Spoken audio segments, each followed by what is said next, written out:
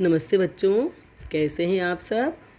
आज हम हिंदी व्याकरण एवं रचना प्रबोध से अध्याय 3 शब्द विचार उसका अध्ययन करेंगे। इससे पहले हम वर्ण विचार पर अध्ययन कर चुके हैं।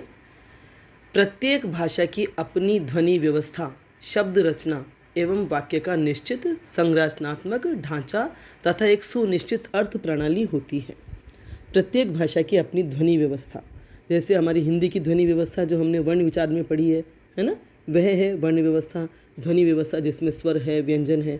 शब्द रचना, इन्हीं ध्वनियों से, इन्हीं वर्णों से शब्द बनाए जाते हैं और उन शब्दों से वाक्य का निश्चित संरचनात्मक ढांचा तैयार किया जाता है। उन शब्दों से एक वाक्य का निश्चित ढांचा तैयार होता है जिसमें कर्ता, कर्म, क्रिया सब अपने व्यवस्थित ढंग से होते हैं। तो एक सुनिश्चित अर्थ प्रणाली होती है और उसकी सुनिश्चित अर्थ प्रणाली मतलब उन शब्दों का, उन वाक्यों का या उस वाक्य का एक निश्चित अर्थ होता है। भाषा की सबसे छोटी और सार्थक इकाई शब्द है। भाषा की सबसे छोटी और सार्थक इकाई, अर्थपूर्ण इकाई शब्द है। ध्वनि समूहों की ऐसी रचना जिसका कोई अर्थ निकलता हो उसे शब्द कहते हैं। वर्ण तो आपको समझ में आ गए हैं। उन वर्णों से, जैसे दो या दो से अधिक वर्णों को मिलाकर के जो शब्द रचा जाता है, वह शब्द भी तब शब्द कहलाता है जब उससे कोई निश्चित अर्थ निकलता है, सार्थक अर्थ निकलता है। निरर्थक शब्द शब्द की परिभाषा में नहीं आता है। ये आप बात समझ लीजिए। जिन शब्दों का कोई अर्थ नहीं होता है वे शब्द शब्द नहीं कहे जाते हैं। तो इसकी परिभाषा है, एक या एक से अधिक वर्णों से बने सार्थक ध्वनि समूह को शब्द कहते हैं। एक या एक से, एक है, जैसे है शब्द तो वो भी शब्द कहलाएगा। तो एक या एक से अधिक वर्णों से जो शब्द बनता है जिसका अर्थ होता है, कोई निश्चित अर्थ होता है, ऐसा ध्वनि समूह ही शब्द कहलाता है। जैसे बच्चा भी बहुत कुछ बोलता है ना, अनर्गल, तो वो निरर्थक शब्द होते हैं, तो उन्हें हम शब्द नहीं कह सकते हैं। ठीक है। शब्द के भेद। हिंदी भाषा जहाँ अपनी जननी संस्कृत भाषा के समृद्ध शब्द भंडार से प्राप्त परंपरागत विकास के मार्ग पर बढ़ी। हिंदी भाषा जहाँ अपनी जननी, हिंदी भाषा की जननी कौन कही जाती है? संस्कृत भाषा। तो हिंदी भाषा को जो विकास हुआ है संस्कृत भाषा के समृद्ध शब्द भंडार से प्राप्त शब्दों से, मतलब संस्कृत भाषा के जो शब्द उसमें आए हैं हिंदी में, उससे परंपरागत विकास के मार्ग पर बढ़ी है या परंपरागत रूप से उनका विकास हुआ है उन शब्दों की वजह से। वहीं इसने अनेक भाषाओं के संपर्क से प्राप्त शब्दों से भी अपने शब्द भंडार में वृद्धि की है। यानी अपनी मूल भाषा, अपनी जननी संस्कृत भाषा के शब्दों से तो उसने अपने विकास का मार्ग प्रशस्त किया ही है, लेकिन इसके अलावा अनेक भाषाओं के संपर्क में आने से जो शब्द उन भाषाओं से हमारी हिंदी में चले आए हैं उससे भी उसका शब्द भंडार बढ़ा है। जैसे जैसे हम दूसरे देशों के लोगों के संपर्क में आते हैं तो उनके शब्द भी हमारे शब्द समूह में शामिल हो जाते हैं, तो इससे भी हमारा शब्द भंडार बढ़ा है। साथ ही नए भावों, नए विचारों, व्यापारों के अभिव्यक्ति के लिए आवश्यकता अनुसार नए शब्दों की रचना भी पूरी उदारता एवं तत्परता से की गई है। हिंदी भाषा का दिल, हिंदी भाषा का हृदय बड़ा ही विशाल है। तो नए भावों, विचारों और व्यापारों की अभिव्यक्ति के लिए ज़रूरत पड़ी तो नए नए शब्द तो रचे गए, गढ़े गए और उनको बड़ी उदारता और तत्परता के साथ मतलब उन शब्दों की रचना की गई है। यूँ नहीं कि भी हमारे जो कुछ शब्द हैं बस वही शब्द रहेंगे और कोई शब्द न तो बन सकता है न कहीं से आ सकता है। अगर ऐसी संकुचित मनोवृत्ति होती तो हमारी हिंदी भाषा इतनी समृद्ध नहीं हो पाती। इस प्रकार हिंदी की शब्द संपदा न केवल विपुल है, बहुत विशाल है, विस्तृत है, बल्कि विविधतापूर्ण भी हो गई है। तरह तरह के शब्दों से पूर्ण हो गई। विविधतापूर्ण मतलब संस्कृत के शब्द, हिंदी के शब्द, विदेशी भाषाओं के शब्द, ऐसे। तो शब्द की उत्पत्ति, रचना, प्रयोग एवं अर्थ के आधार पर शब्द के भेद किए गए हैं, जिनका विस्तृत विवरण इस प्रकार है। जैसे शब्द की उत्पत्ति, रचना, प्रयोग और अर्थ के आधार पर शब्द के भेद हैं, जिनका वर्णन ये नीचे किया जा रहा है। पहला है उत्पत्ति के आधार पर। हिंदी भाषा में संस्कृत, विदेशी भाषाओं, बोलियों एवं स्थानीय संपर्क भाषा के आधार पर निर्मित शब्द शामिल है। संस्कृत के शब्द, विदेशी भाषाओं के शब्द, बोलियों से आए हुए स्थानीय संपर्क के आधार पर निर्मित शब्द। अतः उत्पत्ति या स्रोत के आधार पर हिंदी भाषा के शब्दों को निम्नांकित उपभेदों में बांटा गया है। एक तो भेद है, फिर भेदों के भी उपभेद है। उसमें पहला है तत्सम। तत् धने सम, तत् का मतलब होता है उसका और सम मने समान। तो तत्सम का मतलब है उसके समान, अर्थात किसी भाषा में प्रयुक्त उसकी मूल भाषा के शब्दों को तत्सम कहते हैं। भाषा की जो मूल भाषा है, जो उसकी जननी है, उस भाषा के शब्द तत्सम कहलाते हैं। जैसे हिंदी की मूल भाषा संस्कृत है, तो संस्कृत के जो शब्द हिंदी में प्रयुक्त होते हैं वे हिंदी में तत्सम कहे जाएंगे। अतः संस्कृत के वे शब्द जो हिंदी में ज्यों के त्यों प्रयुक्त होते हैं उन्हें तत्सम शब्द कहते हैं। मतलब तत्सम शब्द किसे कहते हैं, आपके प्रश्न आता है तो आप इसका जवाब बस इतना सा लिख दें कि संस्कृत के वे शब्द जो हिंदी में ज्यों के त्यों प्रयुक्त होते हैं तत्सम कहलाते हैं। जैसे अभी आपको समझ में आ जाएगा, अट्टालिका, उष्ट्र, कर्ण, चंद्र, अग्नि, आम्र, गर्दभ, क्षेत्र आदि। आप संस्कृत भी पढ़ते हो, अभी 6ठी क्लास से आप संस्कृत पढ़ते आ रहे हैं, तो संस्कृत में जो शब्द हैं, संस्कृत भाषा में जो भी शब्द आप पढ़ते हैं वे शब्द अगर हिंदी में आ जाते हैं उसी रूप में तो वे हमारे कहलाएंगे तत्सम शब्द। ये तो थोड़े अलग नए शब्द हैं, जैसे जल, मित्र, वायु, अग्नि, ये ऐसे जो शब्द हैं ये संस्कृत के शब्द, लेकिन हिंदी में ऐसे कैसे प्रयुक्त होते हैं तो एकदम सरल शब्द हैं, तो ये तत्सम शब्द कहलाते हैं। दूसरा भेद है, उपभेद है तद्भव शब्द।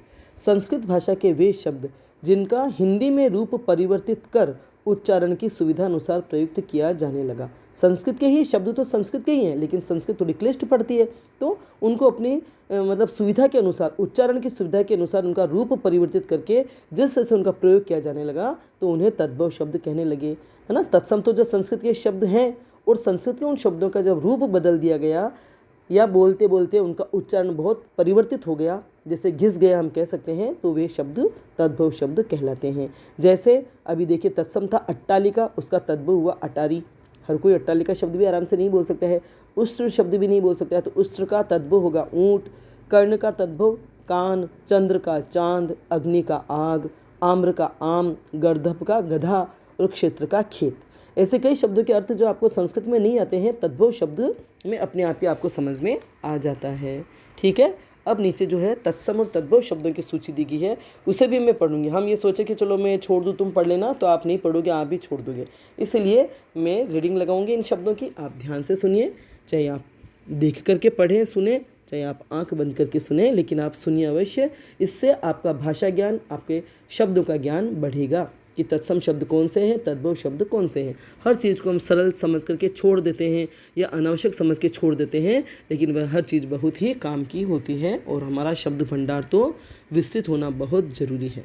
ठीक है, तो तत्सम शब्द, तत्सम और तद्भव शब्दों की सूची जो मैं बोल रही हूँ, पहले तत्सम फिर उसी का तद्भव बोलूँगी। जैसे अकार्य का एकाज, मतलब ये तत्सम जो शब्द हैं वो संस्कृत भाषा के शब्द हैं। आप संस्कृत पढ़ोगे तो उसमें ये शब्द ऐसे कैसे पढ़ने में आएंगे, और जब इनका रूप बदल जाता है, व्यक्ति अपनी सुविधा के अनुसार, अपनी जुबान की सुविधा के अनुसार उनका उच्चारण करने लगता है, तो वही शब्द तद्भव हो जाते हैं। तो अकार्य का एकाज, अगम्य का अगम, आश्चर्य का अचरज, अक्षत का अच्छत, अट्टालिका का अटारी, अज्ञानी का अनजाना, अंधकार का अंधेरा, अमावस्या का अमावस, अक्षर का आखर, अमूल्य का अमोल। आप बोलते हैं, अपने माता पिता के मुंह से भी सुनते हैं, दादी नानी के मुंह से भी सुनते हैं, तो ये जो तत्सम शब्द उनसे नहीं बोले जाते, तो उन्होंने जो रूप बना दिया है बस वही तद्भव कहलाया। ठीक है, अगला है आम्रचूर्ण, उसका अमचूर, अंगुष्ठ का अंगूठा, अष्टादश, अष्टादश का 18 है ना, अष्टादश 18, अर्ध आधा, अश्रु आंसू, अग्नि आग, अन्न अनाज, अमृत अमीय। इन शब्दों को पढ़ के लगेगा कि संस्कृत भी इतनी मुश्किल नहीं है, लेकिन ये संस्कृत के सरल शब्द हैं। अमृत का अमीय, आम्र का आम, अर्पण अर्पण, आखेट अहेर, अगणित अनगिनत, आश्विन आसोज, आलस्य आलस, ऐसीस आशीष। यहाँ मुझे थोड़ा अटपटा लग रहा है कि शायद संस्कृत में तो आशीष होना चाहिए और जिसका तद्भव हो जाएगा असीस। आश्रय का आसरा, उज्ज्वल का उजला। उज्ज्वल शब्द को ध्यान से देखिए, 2 ज आते हैं और दोनों पे पाई नहीं होती है, दोनों ही आधे होते हैं। तो इसमें जो शब्द हैं जो हिंदी में प्रयुक्त होते हैं, तो उनको आप बड़े ध्यान से देखिए और पढ़िए, और हो सके तो इनका लिखकर अभ्यास अवश्य करना ताकि आप सही लिख सकें। हिंदी में वर्तनी संबंधी अशुद्धियाँ बिल्कुल नहीं करनी चाहिए, आपको थोड़ी मेहनत करनी चाहिए। ध्यान से पढ़िए, ध्यान से लिखिए, तो आपकी हिंदी बहुत ही अच्छी हो जाएगी। उच्च माने उच्च का तद्भव होगा ऊंचा, उष्ट्र का ऊंट, एकत्र इकट्ठा, करपास कपास, इक्षु ईख, उलूक उल्लू, एला इलायची, अंचल आंचल, कटु कड़वा, कपाट किवाड़, कंटक कांटा, काष्ठ काठ, काक कौआ, किरण किरण, कौआ भी बोलते हैं कोई, कौआ भी बोलते हैं, किरण का किरण, कुकुर का कुत्ता, कुपुत्र कपूत, कोण कोना, कृषक किसान। ठीक है, ये वाला पेज हम पूरा पढ़ लेते हैं, बाकी कल पढ़ेंगे, कल मतलब अगली बार। फिर तत्समय गर्दभ गधा, कर्म काम, कदली केला, कर्पूर कपूर, कपोत कबूतर, कार्य काज, कार्तिक कातिक, कास खांसी, कुंभकार कुम्हार, कुष्ठ कोढ़, कोकिल कोयल, कृष्ण किशन कान। संस्कृत के मुझे अर्थ बताने की जरूरत ही नहीं है, तत्सम शब्दों का कुछ भी मतलब तद्भव शब्द से आपको पता पड़ रहा है कि उनका क्या अर्थ है। कुष्ठ कोढ़, कोकिल कोयल, कृष्ण किशन या कान्ह, कंकण कंगन, कच्छप कछुआ, क्लेश कलेश, कज्जल काजल, कर्ण कान, करतरी कतरनी, कतरनी माने कैंची, करतरी को कतरनी बोलते हैं, गर्त माने गड्ढा, स्तंभ माने खंभा, स्तंभ माने खंभा, क्षत्रिय माने खत्री, खटवा माने खाट, क्षीर माने खीर, क्षेत्र खेत, ग्रंथि गांठ, गायक गवैया, ग्रामीण गंवार, गोस्वामी गुसाई, गृह घर, गोमय गोबर, गौर गोरा, रंग मतलब गौर रंग या गौर वर्ण तो उसे बोलते हैं गोरा, गऊ माने गाय, गुहा गुफा, ग्राम गांव, गंभीर गहरा और गोपालक का मतलब ग्वाला। ठीक है, तो आज इतने ही पढ़ें, क्योंकि आपको एकदम ये शब्द पढ़ेंगे तो आपको थोड़ी बोरियत महसूस होगी, या एक पेज और पढ़ लें। चलो थोड़े से और पढ़ते हैं। गोधूम गेहूँ, गोधूम का गेहूँ मुझे बड़ा अटपटा लग रहा है, लेकिन बिल्कुल होगा या तो। ग्रीष्म गर्मी, घट घड़ा, घटिका घड़ी, घोटक माने घोड़ा, घृत घी, गहन घना है ना, गहन अंधकार घना अंधकार, चर्म चाम, चंद्र चांद, चतुष्कोण चौकोर, चतुर्दश 14, चित्रकार चितेरा, चैत्र को चैत बोलते हैं, छत्र छाता, चर्मकार चमार, चर्वण चबाना, चंद्रिका चांदनी, चतुर्थ चौथा, चतुष्पद चौपाया, चंचू चोंच, चतुर्विंश 24, चतुर्दश 14 और चतुर्विंश 24, चौर चोर, चित्रक चीता, चुंबन चूमना, चक्र चक्कर, छाया छाह, छिद्र छेद, जन्म जन्म, ज्योति ज्योत, जिह्वा जीभ, झंगा झांग, ज्येष्ठ जेठ, जामाता मने जमाई या जमाई, जीर्ण मने झीना, झरण मने झरना और जीर्ण मने झीना, ये 2 बार आ गया।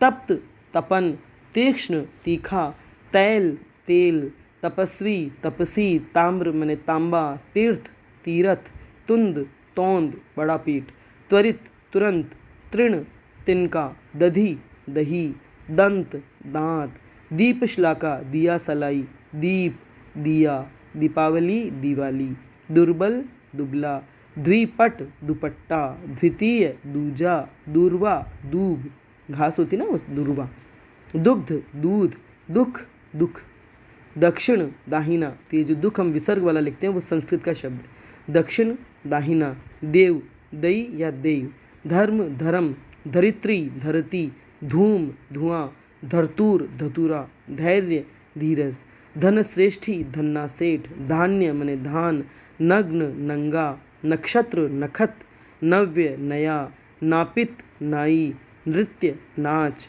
नकुल नेवला, नव मने नौ भी, नो मतलब नो की संख्या भी और नया भी।